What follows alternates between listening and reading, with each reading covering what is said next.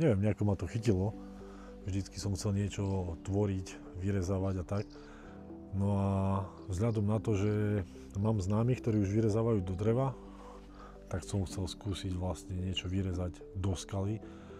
Videl som nejaké veci na internete, tak som si povedal, že skúsim nejaké umývadlo.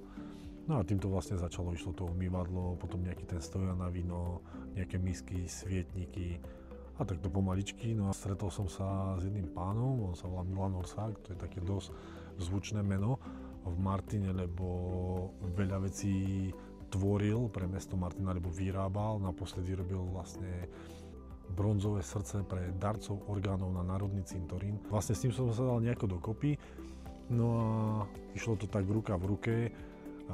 Robili sme spolu, radili mi aj chlapi od neho, také vychytávky nejaké, čo som sa ja učil, takže som sa troška rýchlejšie v tom posunul ďalej. A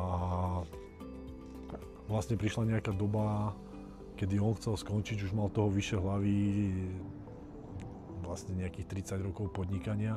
Sa ma opýtal, či to chcem vlastne prebrať po ňom, no a začal som robiť s ním. Bol po mojom boku aj stále, keď niečo potrebujem, tak vždy mi rád poradí, dá mi nejaké dobré infošky, ako a tak, proste rady do života na uľahčenie práce alebo zdokonalenie sa. No a vlastne ma to naplňa, na jednej strane ma to živí a na druhej strane ma to vlastne fakt tak naplňa.